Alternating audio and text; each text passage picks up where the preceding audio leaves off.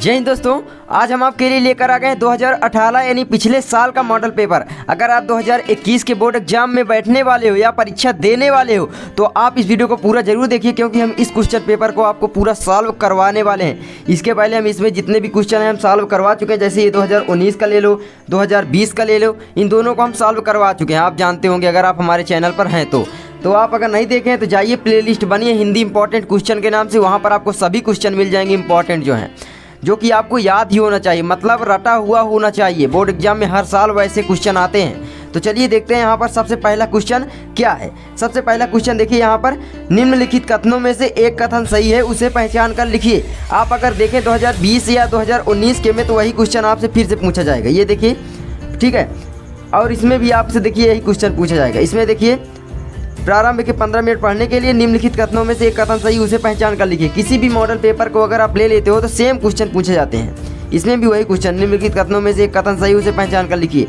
Same question है, बस ये क्वेश्चन बदले होते हैं। अगर आप थोड़ा बहुत पढ़ते हैं, जो मैं आपको बताता हूँ, अगर आप याद कर लेते हो तो 100% इन सभी क्वेश्चन को आप सॉल्व कर लोगे और 10 नंबर आपके एकदम क्लियर हो जाएंगे गारंटी के साथ। तो चलिए देखते हैं। सबसे पहला देखिए, श्याम सुंदर दास प्रसिद्ध कवि है। नो, श्याम सुंदर दास प्रसिद्ध कवि नहीं है। अगर सोचिए प्रसिद्ध होते तो आप समझिए कि हमको मालूम होता, हमारे चैप्टर में होते या हमको मालूम होता किसी न किसी तरह से उनके जीवन के बारे में, लेकिन नहीं मालूम है, मतलब प्रसिद्ध नहीं है। अगला देखिए, तितली जयशंकर प्रसाद का उपन्यास है। बिल्कुल तितली जयशंकर प्रसाद का उपन्यास है, तो ये एकदम सही राइट क्वेश्चन है।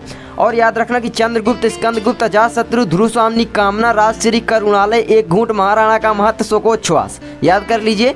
ये सब जयशंकर प्रसाद जी के नाटक हैं, क्योंकि ये पूछे जाते हैं। चंद्रगुप्त होता है, स्कंदगुप्त, अजातशत्रु, ध्रुवस्वामिनी, कामना, राजश्री, एक घूंट, ये सब पूछे जाते हैं, तो आप इनको याद कर लीजिए। आगे देखिए क्या है, यशपाल निबंधकार के रूप में प्रसिद्ध। नो, यशपाल निबंध नहीं बल्कि कवि थे, तो आप समझ लीजिए निबंध के रूप में तो प्रसिद्ध ही नहीं है। आगे देखिए, जो प्रसिद्ध वाले आते हैं वो लगभग गलत ही होते हैं ज़्यादातर, ठीक है। और आएगा तो एकदम सिंपल सा आएगा, आपको मतलब आता रहेगा, ये मुझे गारंटी देता हूँ, एकदम सरल आता है। अगर आप थोड़ा बहुत पढ़ते हो, अगर एक भी नहीं पढ़ते हो, एकदम मतलब देखे ही नहीं हो बुक, तो फिर क्या। अगर आप पढ़ते हो बुक तो आपका 100% क्वेश्चन सॉल्व कर लोगे, ठीक है। आगे देखिए, मिट्टी की ओर रामचंद्र शुक्ल का निबंध संग्रह। नो, मिट्टी की ओर रामधारी सिंह दिनकर जी का निबंध संग्रह है। मैंने पहले भी आपको बताया था, इंपॉर्टेंट है और हर साल आता है ये परीक्षा में, आप समझ सकते हो, क्योंकि पिछले साल के पेपर में शायद आया था। अब आगे देखिए, 2020 में आया था ये वाला क्वेश्चन, ठीक है, ये वाला। अब सोचिए 2018 में जो आया था वो 2020 में आया, तो अब समझिए 2018 का जो मॉडल पेपर सॉल्व किया था उसको पूरे क्वेश्चन आ जाएंगे। आगे देखिए क्या है, आगे चलिए बढ़ते हैं। तो अगला क्वेश्चन है, यहाँ पर देख सकते हैं, ख नंबर, निम्नलिखित कृतियों में से किसी एक कृति के लेखक का नाम लिखिए। तो यहाँ पर आप देख सकते हो, सबसे पहला है जंगल के बीच, रूपक रहस्य, 11 वर्ष का समय, कहानी अनकहानी। मतलब 4 क्वेश्चन है, इनमें से एक क्वेश्चन सही है, उसको लिखना है। सॉरी, यहाँ पर 4 है, इनमें से एक का करना है, मतलब कि 4 रचनाएं दी गई हैं, उनमें से किसी एक कृति के लेखक का नाम लिखा है। मतलब कि लेखक का मतलब है गद्य रचना, ये आप जान गए यहीं से। तो यहाँ पर सबसे पहला देखिए, पहला है आपका जंगल के बीच। जंगल के बीच के जो लेखक हैं उनका नाम है श्री राम शर्मा, ठीक है। तो आप लिख सकते हैं श्री राम शर्मा, जंगल के बीच। तो मैं आपको बता दूं, इसको आप ये मत याद कीजिए, इतना इंपॉर्टेंट नहीं है, ये आ गई है बाई चांस, भटक कर आ जाती है। देखिए, अगर आपके लेखक में जितने भी लेखक हैं आपके बुक में, उनको अगर आप याद कर लेते हो, उनकी रचनाएं याद कर लेते हो, तो आपसे कोई भी क्वेश्चन रह नहीं जाएगा, क्योंकि एक ना एक क्वेश्चन आपका जरूर पूछेगा। आचार्य रामचंद्र शुक्ल, जयशंकर प्रसाद, या तो आपका राजेंद्र प्रसाद से पूछ लेगा, या रामधारी सिंह दिनकर, मतलब इनमें से किसी एक का यहाँ पर जरूर पूछ लेगा। तो आप इनका अगर याद कर लेते हैं सभी रचनाएं, तो आपको ज़्यादा दूसरे लेखकों की याद करने की ज़रूरत भी नहीं है। आगे देखिए यहाँ पर रूपक रहस्य, ठीक है। रूपक रहस्य के जो लेखक है श्याम सुंदर दास जी हैं, रूपक रहस्य, ठीक है। ये भी आपके चैप्टर में शायद नहीं है, लेकिन आपके पाठ्य पुस्तक में नहीं है, ठीक है। आगे 11 वर्ष का समय देख सकते हो, ये आपका पूछ लिया, आचार्य रामचंद्र शुक्ल की रचना है, 11 वर्ष का समय, ये आपके चैप्टर में है, मतलब आपके पाठ्य पुस्तक में ये हैं, और इनकी जो है मित्रता नामक इनका जो है निबंध भी है ना, तो आप कर सकते हो। आगे देखिए क्या है, कहानी अनकहानी। कहानी है आपका जयप्रकाश भारती, ठीक है, जयप्रकाश भारती है, कहानी अनकहानी के लेखक जयप्रकाश भारती जी हैं। आगे देखिए बढ़ते हैं, मैं इस रचना को हमेशा बोलता हूँ कि याद कर लो, क्योंकि ये रचना इतनी इंपॉर्टेंट है, हर साल आती है, हर साल आपके बोर्ड एग्जाम में 100% आने वाली है। आ सकती है, ये एकदम नहीं, लेकिन हाँ 100% इसलिए बोलता हूँ कि ये आ सकती है, 99.9% चांस रहते हैं। देखिए, मेरी असफलताएं किस विधा की रचना है। आप बता सकते हो मेरी असफलताएं, मतलब कि ये किसकी है भाई, ये है आपकी आत्मकथा विधा की रचना। ठीक है, मेरी असफलताएं आत्मकथा विधा की रचना है। ठीक है, गुलाब राय की आत्मकथा है शायद, आप देख लेना। ठीक है, आगे देखिए घ नंबर, अतीत के चलचित्र के लेखक का नाम लिखिए। अब अतीत के चलचित्र यहाँ पर देखिए ये रचना है, लेकिन बहुत सारे लोग सोचने लगते हैं अतीत के चलचित्र के कौन लेखक हैं। अतीत के चलचित्र ये रचना है, किसकी रचना है भाई, महादेवी वर्मा की है। ठीक है, तो आप इसको याद कर लीजिए। आगे देखिए, आगे है आपका किसी एक गद्य गीत लेखक का नाम लिखिए।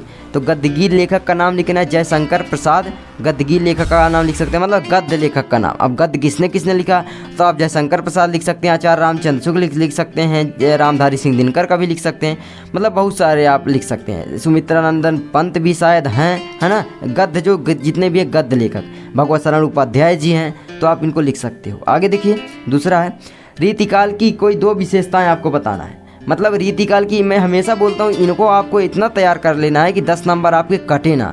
रीतिकाल की, प्रगतिवाद युग की, और यहाँ पर द्विवेदी युग की, शुक्ल युग, इनको आपको मतलब एकदम रट लेना है। 2-2 रचना ये हर साल आते हैं, 4 नंबर आपका फिक्स हो जाएगा अगर आप इतना याद कर लेते हो। देख सकते हो रीतिकाल की विशेषताएं आप लिख सकते हो। पहला, आश्रयदाताओं की प्रशंसा। मैं पहले भी जो एक पेपर था उसमें आई थी, यही सेम क्वेश्चन आया था 2020 के में शायद आया था। मैं आपको दिखाना अगर चाहूँ तो थोड़ा मैं अगर पेपर दिखाऊं आपको, शायद किसी में आया था। ठीक है, देखिए इसमें आया था, ये देखिए द्विवेदी युग की पूछा गया इसमें, और प्रयोगवादी काव्यधारा की पूछा गया, और यहाँ पर छायावाद की पूछा गया। अब यहाँ पर देखिए प्रगतिवाद और रीतिकाल की पूछा गया। ये 2020 का हम उठाते हैं, दिखाते हैं इसमें आया था क्या। देख सकते हो यहाँ पर छायावाद काल की आया है, यहाँ पर अगर आप देखो, और रीतिकाल की आया है, देख सकते हो। प्रयोगवादी काव्यधारा की एक विशेषता लिखी, इसमें आया था। मतलब यही क्वेश्चन बार बार आपके बोर्ड एग्जाम में आता है, इनको तो आपको एकदम रट ही लेना है, याद ही कर लेना। ये वाले में शायद आया था, किसी में आया था, मुझको याद है थोड़ा। ठीक है, कहाँ पे गया क्वेश्चन आपका, तो ये देखिए प्रयोगवादी काव्यधारा की रीतिबद्ध किसी एक कवि के नाम लिखिए, ये देखिए आया था, मुझको याद था कि हाँ आया था। देख सकते हो आया था ना। रीतिबद्ध लिखे या रीतिकाल, बात एक ही है। ठीक है, तो आप इसको कर लेना। तो भाई रीतिकाल की 2 विशेषताएं आप चलिए बता देते हैं। आप लिख सकते हैं कि पहला है आश्रयदाताओं की प्रशंसा। ठीक है, आश्रयदाताओं की प्रशंसा, और दूसरा आप लिख सकते हैं श्रृंगार रस की प्रमुखता या प्रधानता। ठीक है, और रीति ग्रंथों का निर्माण। देखिए इसी में से निकल के आता है रीतिकाल का मतलब है रीति ग्रंथों का निर्माण, इतना लिख सकते हो आप, रीति ग्रंथों का निर्माण। 3 मैंने बता दिया सरल सरल, उसमें से आप किसी का भी प्रयोग कर सकते हो, या आप लिख सकते हैं सवैया या दोहा छंदों का अधिक प्रयोग। देखिए इन चारों में से आप किसी 2 को लिखना है इसमें। ठीक है, तो 2 नंबर आपके फिक्स हो जाएंगे। अब कौन सी आपको याद होती है, क्या आपको सरल लगता है, वो आपके ऊपर निर्भर है, आप याद कर सकते हैं। आगे देखिए क्या है, प्रगतिवाद की 2 प्रवृत्तियाँ लिखिए। आपको 2 प्रवृत्तियाँ पूछे या विशेषताएं, बात एक ही है। ठीक है, प्रवृत्तियाँ प्रगतिवादी युग की आपको लिख देना है।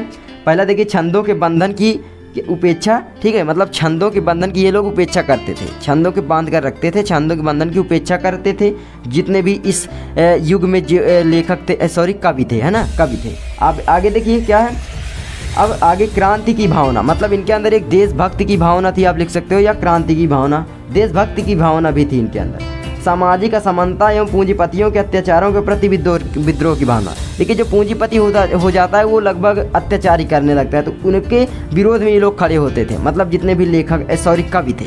तो आप इसमें से ट्रिक लगा सकते हो कि आप आराम से याद कर सकते हो कि भाई प्रगतिवादी युग के जितने भी लेखक कवि थे वो क्या थे भाई, देशभक्त थे। अब देशभक्त होंगे तो वो पूंजीपतियों का विरोध करेंगे, ये 100% श्योर है। आप जानते हो पूंजीपति कौन होते हैं, जो अमीर लोग आप अपनी नज़र में देखते हो। मेरे हिसाब से तो कोई अमीर उम्मीद नहीं होता, वही अमीर जो अपने दिल से बड़ा, है ना। आगे देखिए, आगे क्वेश्चन ये आपका आ गया, निम्नलिखित गद्यांशों में से किसी एक नीचे दिए गए रचना का उल्लेख आपको करना है। तो ये देखिए आपको दिया गया है, यहाँ पर मैं थोड़ा बता दूं, बहुत सारे लोग पूछा करते हैं कि भारत के इसमें इसको आप पढ़ेंगे जब तो आपसे इसमें क्वेश्चन पूछा जाएगा। देख सकते हो ये क्वेश्चन दिए गए हैं। उपर्युक्त गद्यांश का संदर्भ लिखिए, रेखांकित अंश की व्याख्या कीजिए, दोषों का अंत क्यों नहीं होता। इसको आप पढ़ेंगे तो आप आराम से कर लेंगे। भारत के इतिहास में बुद्धविद, ये क्या लिखूँ, अब क्या लिखूँ के लेखक कौन है, तो पद्मलाल पूर्णलाल बख्शी जी हैं। तो आप लिख देंगे उपर्युक्त गद्यांश का संदर्भ की, उपर्युक्त गद्यांश का संदर्भ लिखेंगे। प्रस्तुत पाठ्यांश हमारी प्रस्तुत पंक्तियाँ लिख सकते हो, या प्रस्तुत गद्य हमारे पाठ्य पुस्तक हिंदी के गद्य खंड में अवतरित भाई, चैप्टर का नाम क्या लिखूं नामक पाठ से अवतरित है। इसके लेखक कौन है भाई, तो क्या लिखूं के पद्मलाल पूर्णलाल बख्शी जी हैं। रेखांकित अंश की व्याख्या आपको कर देना है, वही एकदम सेम उतार देंगे तो नंबर मिल जाएगा। अंश की व्याख्या एकदम सिंपल होता है, ये वाला है ना, कि भारत के इतिहास में बुद्धदेव महावीर नागार्जुन हुए हैं और इन्होंने बहुत ही मतलब बना के लिख देना है, इनको तो याद ही नहीं करना पड़ता। अब दोषों का अंत क्यों नहीं होता, तो इसमें लिखा हुआ होगा कहीं पे कि दोषों का अंत क्यों नहीं होता, तो लिख दीजिएगा। ये यहाँ पे से है, यह सच है कि जीवन में नए नए उत्पन्न होते हैं, नए नए सुधार हो जाते हैं, न दोषों का अंत है और न सुधारों का। जो कभी सुधार थे वही आज दोष बन गए। देखिए जो कभी सुधार थे यानी सुधारक थे वही आज दोष बन गए, इसीलिए दोषों का अंत नहीं होता। तो इस तरीके से आप इसको सॉल्व कर सकते हैं। मैंने इसको बता दिया, अब आप चाहते तो इसको भी कर सकते थे। ठीक है, देख सकते हो अथवा में दिया गया है का करो या खा। देखिए आप दोनों मत करने लग जाना, आपके भी पेपर में यही आएगा का करना या खा करना तीसरे का। ठीक है, यही आपके पेपर यही सेम बन के आएगा, बस ये बदला रहेगा, नहीं तो ऐसे सेम पूरा पेपर आपका बन के आएगा। और हम आपको पेपर तो दिखा चुके पहले ही, आप जाइए प्लेलिस्ट हमारी चेक कीजिए।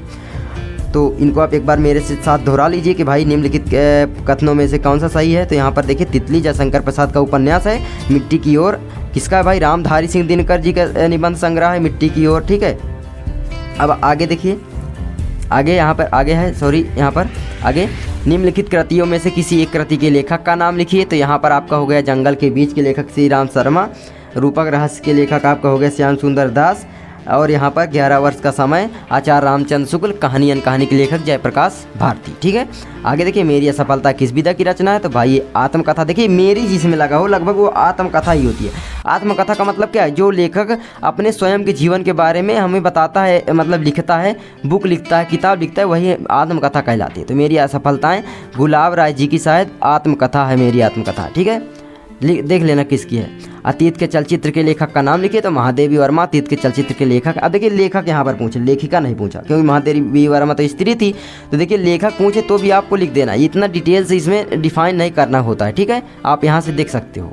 आगे देखिए किसी एक गद्य गीत लेखक का नाम लिखिए। तो एक गद्य गीत लेखक का नाम आप लिख सकते हो आचार्य रामचंद्र शुक्ल, जयशंकर प्रसाद, किसी का भी महादेवी वर्मा हो गया। बहुत सारे हैं जो मतलब निबंध लिखते हों या जीवनी लिखते हों, गद्य लिखते हों, सिंपल सी बात है ना। आगे रीतिकाल की 2 प्रमुख विशेषताएं बताइए। तो रीतिकाल की 2 विशेषताएं आप लिख सकते हो। आश्रयदाताओं की प्रशंसा, मतलब जो बाहर से लोग आते थे उनकी प्रशंसा करते थे। और भारत की ये हमेशा से भारतवासियों का रहा है कि दूसरे लोग आएंगे तो हम प्रशंसा करते ही हैं उनका, है ना, दूसरे लोगों को बहुत सम्मान देते हैं, यानी अतिथि देवो भव का ऐसे होता है ना। श्रृंगार रस की प्रमुखता थी, मतलब देखियो भाई बाहर से आएंगे उनका मतलब सेवा करेंगे तो श्रृंगार रस तो आएगा ही, मतलब एक मतलब प्रेम आ जाता है। तो श्रृंगार रस जिसमें प्रेम होता है वो श्रृंगार रस होता है, तो प्रेम आ गया। तो भाई श्रृंगार रस की प्रमुखता हो गई। आगे क्या है, सवैया और दोहा छंदों का प्रयोग इन्होंने किया, है ना। रीति ग्रंथों का निर्माण, इसको आप लिख सकते हो, बहुत ही सिंपल। रीति ग्रंथों का निर्माण मतलब रीतिकाल की 2 विशेषता, पहला रीति ग्रंथों का निर्माण, दूसरा आश्रयदाताओं की प्रशंसा, श्रृंगार रस की प्रमुखता, ये लिख सकते हो आराम से। आगे प्रगतिवाद की 2 प्रमुख प्रवृत्तियाँ लिखिए। तो प्रगतिवाद की 2 प्रवृत्तियाँ लिखिए, मतलब प्रवृत्तियाँ आपको लिख देना है। पहला देखिए छंदों के बंधन की उपेक्षा ये लोग करते थे, या आप लिख सकते हैं जो प्रगतिवाद युग के लेखक थे, सॉरी कवि थे, वो क्या थे भाई, देशभक्त थे। अब देशभक्त होंगे तो उनके अंदर क्रांति की भावना आएगी, पूंजीपतियों के विरुद्ध विद्रोह की भावना, इतना लिख दो बस। देखिए सामाजिक असमानता एवं पूंजीपतियों के अत्याचारों के प्रति विद्रोह की भावना। और आज भी जो होते हैं भाई, जो अच्छे दिल के होते हैं वही तो विद्रोह करते हैं, जो लोग गलत करते हैं। और ज़्यादातर आप देखोगे नेता होता गलत ही करते हैं, कहीं सही नहीं करेंगे, वो अपनी राजनीति करने से बाज नहीं आएंगे। तो ये होता है कुछ। तो आई होप आप समझ गए होंगे, बहुत अच्छे से मैंने समझा दिया एकदम सिंपल भाषा में। मिलते हैं नेक्स्ट वीडियो में और अगले क्वेश्चन पेपर के साथ। ये वाला आपको हल करके अगली वीडियो में दिखाएंगे, इसलिए हमारे चैनल से आप बने रहें। तब तक के लिए जय हिंद, जय भारत, वंदे मातरम।